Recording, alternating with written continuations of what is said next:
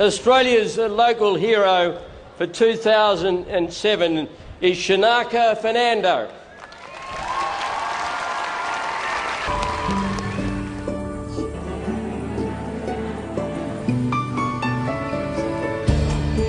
Shanaka has always been an unconventional person. Before the Lentil as Anything project began, he lived quite an unconventional life. He's always, you could see that he was a radical person. Shana and I were both grew up in Sri Lanka, and as a religion we were Catholics and we'd follow that religion, influenced by our parents, and also the country is a Buddhist country, so we had the luxury of having a Buddhist philosophy to grow up on as well. Buddhism has had quite an influence in my life.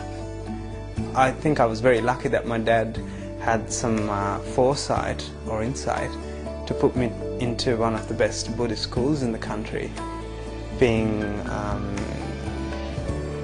influenced by the doctrine and being disciplined by it and even immersed in it, I think has been very significant in how I think and act today. Shanaka established Lentil as Anything in St Kilda, the first Lentil as Anything, in the year 2000, and then he set up the Lentil as Anything in Brunswick. It was run pretty much on voluntary basis. Everybody that we were involved in it just believed in the concept of it, and most of us volunteered most of our time. And then the Abbotsford Convent opened, and simultaneously Lentil Africa opened. There are no prices on any of our dishes. We generally ask our customers to think about the food, and actually we inform them also that it's mostly organic vegetarian meals, and then just let them decide for themselves on what they would like to pay for the meals that they've had.